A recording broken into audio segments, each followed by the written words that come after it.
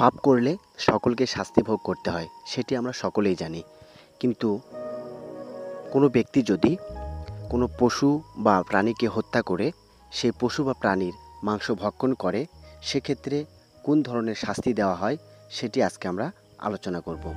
আমাদের সনাতন শাস্ত্রে কোনো ব্যক্তি যদি কোনো পশু বা প্রাণীকে হত্যা করে সেই প্রাণীর মাংস ভক্ষণ করে বা পুড়িয়ে আহার করে, সেক্ষেত্রে তাকে কুম্ভীপাক নরকে পাত্রে ঝলসানো হয়।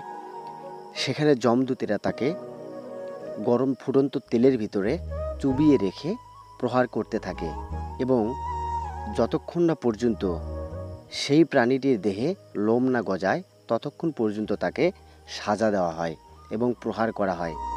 এই জন্য আমরা সকলে পশু প্রাণী হত্যা এবং পুড়িয়ে খাওয়া থেকে বিরত থেকে আমাদের সনাতন শাস্ত্রটাকে ধরিয়ে রাখার চেষ্টা করব এবং সকল প্রকার পাপ কাজ থেকে বিরত থাকব।